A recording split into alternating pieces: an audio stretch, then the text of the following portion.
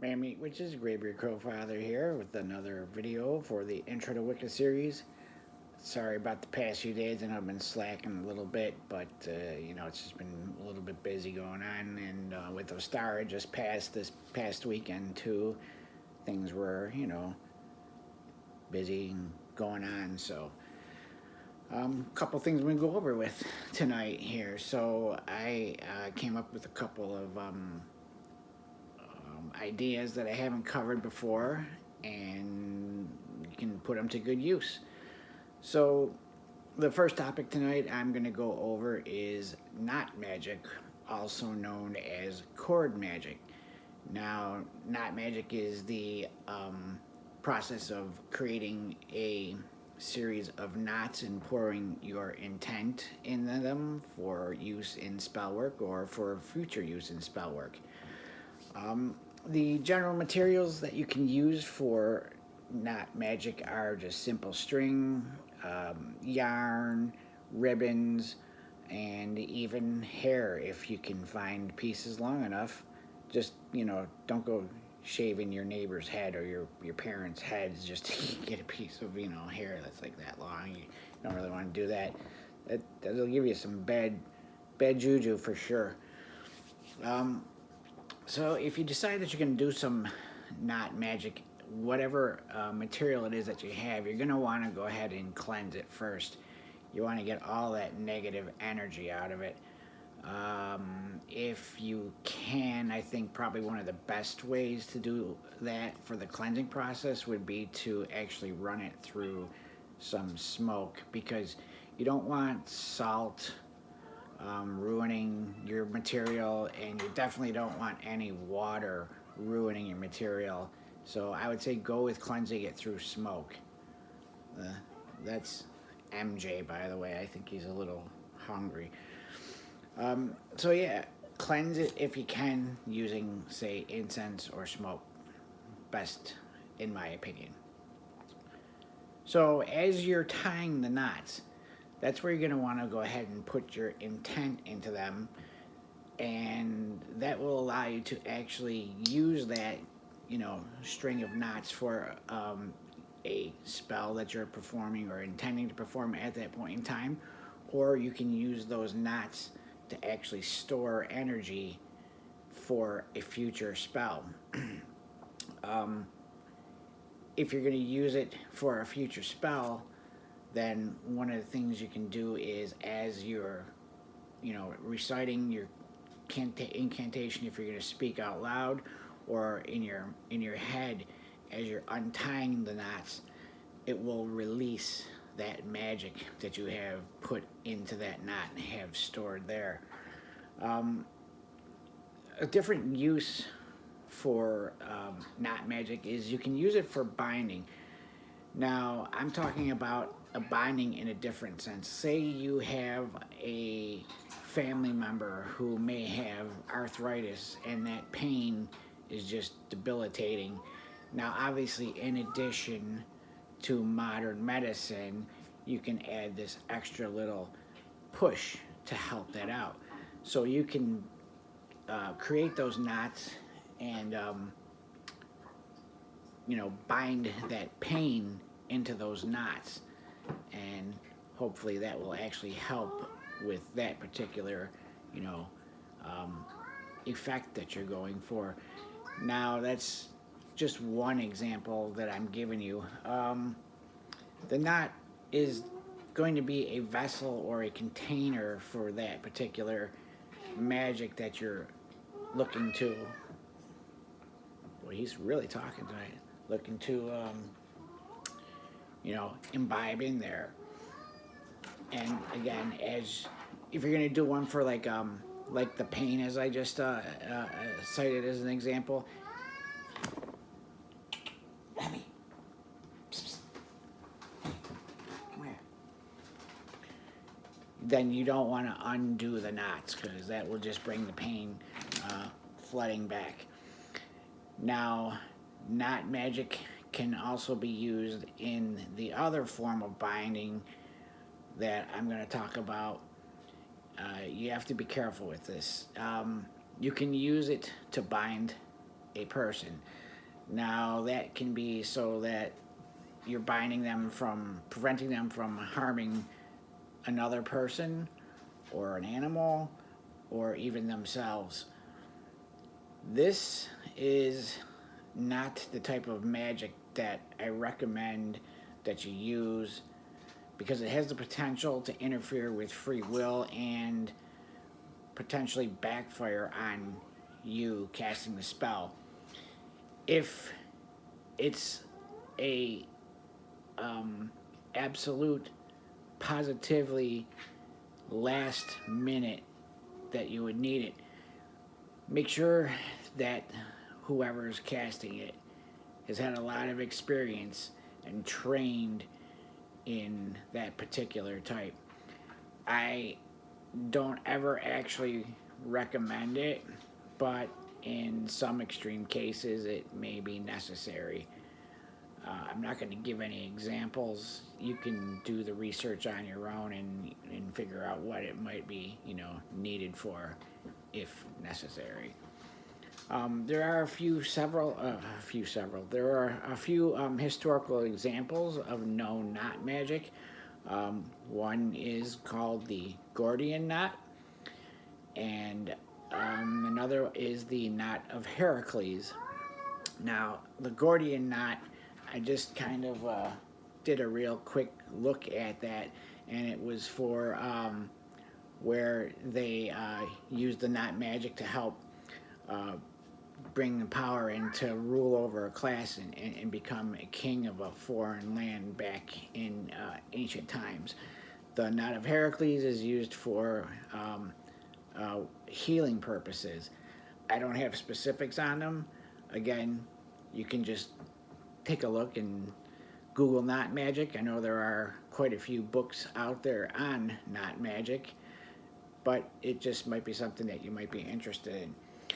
Now, one of the things that I thought was really a cool application for knot magic is if you have the skill in craft to either knit or crochet.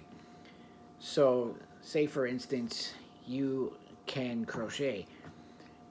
As you're crocheting, I don't do it, so I might be off a little bit on this, but as you're crocheting, you can actually put your intent into each of your rows, because it's basically a knot that you're doing. Say you wanted to do that, you could crochet like an Afghan for someone that you care about, friend, family member, relative, and imbibe that Afghan as you're doing the knots with power and intent to protect that person who is going to receive this gift. So I thought it would be like a really cool idea to actually have an entire Afghan with the entire, manufacture of it, all the knots imbibed with a protection spell. Now, if somebody ever made that for me, it'd be like super awesome. I do have an actual Afghan that my mother crocheted for myself and my wife a few years back, and we keep that for ourselves, and we consider it, without my mother ever knowing it, as a protection symbol and something that helps protect us. If you have the skill to knit, again, I don't have that skill, you could create a pair of socks as you're knitting, or mittens, or whatever the case may be, or a hat. And as you're creating them, put your intent and will into that and use the magic of being the power of like heat and warmth. So yes, mittens and socks and hats are warm, but again, you're putting that extra power in to that creation that you're making for them.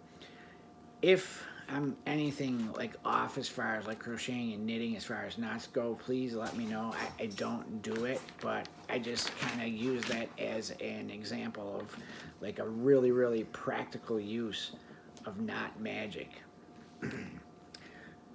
So that's a little bit of knot magic in a shell. Again, if you want to learn more, go ahead and just see what there is out there as far as that's concerned. I can't recommend any specific books, which ones are better. Maybe some of you who watch these videos might have a preferred book over another. I can't speak for it, but I figured I'd get into this topic tonight. The second topic I wanted to cover tonight is magical names. Now, magical names are absolutely positively not a necessity. Some people believe that if you have a magical name, it can help connect you better to your craft and the path. I have a few people in our circle that have magical names. Obviously, mine, Graybeard Crowfather, came from two different components throughout my life. And the first part, Graybeard, being obviously my beard is gray, and when I first started growing it, I used to have really like long blonde hair, like past my shoulders, but then I started to go bald, so whatever. And then my beard came in, and it just came in gray. No color in it whatsoever. The second part, Crowfather, that comes from the fact that every morning that I get up, there is a murder out in my backyard cawing for me, waiting for breakfast. And I consider these crows as part of my family, so my children. So that's where the Crowfather came from. And that's how I took and incorporated my name into my path, Graybeard Crowfather. And I do use it when we do have people here doing rituals and for our circles. There are others that have specific names, some don't. Now, when it comes to magical names, you can come up with one on your own and keep it to yourself and never tell anybody what it is. And then if you want, you could come up with one and tell everybody and then use that as your craft name. As with a lot of my posts and direct messages on Reddit, when I see a certain term, I give them a notice that, hey, names have power and they have meaning. So make sure that if you're going to give yourself a name, that it, has meaning and power for your walk upon the path. Some people think that there is a better relationship to the goddess and the god when you're taking names. Some don't. I don't see it any other way. I just think that, in my opinion, the goddess and the god will always know me by Graybeard Crowfather. So, again, I want to reiterate that it is not necessary, but you may feel that it actually helps you connect a little more to the path. For some of you out there, you actually may already have a few names or a name that you've already given yourself. Some of the people who I've interacted with on Reddit, Spiral Breeze for one. Now, I don't think that's your actual magical name, but it could be. And hey, it works. And if you think about a name, so when I envision a Spiral Breeze, I'm envisioning like a warm summer day while I'm sitting out on the grass underneath a tree, and this warm, nice, comforting breeze comes along. So, take it for what it is, and use it to your advantage. So, magical names, not necessary, but if you feel that you want one, go ahead and name it yourself. Now, when it comes to actually coming up with a name, that's something that I've seen people that actually have done through meditation where the name comes to them, or they may take elements of their practice and combine them together to get their name. Trees, animals, whatever actually appeals to you is how you can come up with your name. I don't know if there's actually any books about creating magical names out there. I'm sure there are, or some listings on some websites about doing it. But again, it's up to you. Do with it as you will. So, a couple things here I'm going to remind you about before I do end this video. Just that reminding you about the giveaway for the Cauldron and all the knickknacks that are in it. That is this coming Sunday, and I've only seen a couple people entry for it, so if you're still interested, go back to the pre-Ostara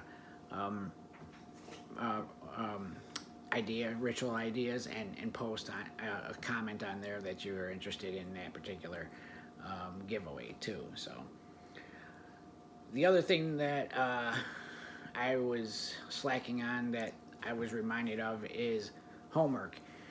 I've been completely ignorant of the fact that, in the past videos that I haven't actually sent or assigned any homework, so I'm bringing that back in. So, for tonight's homework, if you have the time, go ahead and create a little knot magic. It doesn't have to be anything, huge, like 3 or 4 feet long. It can be as little as like 3 or 4 inches. The other part is, if you decide that you'd like to actually give yourself a magical name, use that as your homework too. Figure something out that fits, that works for you. So the homework, knot magic, and or magical names. That's all I have for tonight. Hopefully everybody's staying safe and staying healthy. Looks like we're getting pretty close to getting this pandemic beaten, and the numbers every day are encouraging. And the biggest thing that I'm looking forward to is having my circle here back at my house so that we can celebrate all the rituals together as the one big family. All right, well, again, everybody stay safe, stay healthy. Graybeard Crow Father signing off. Blessed be.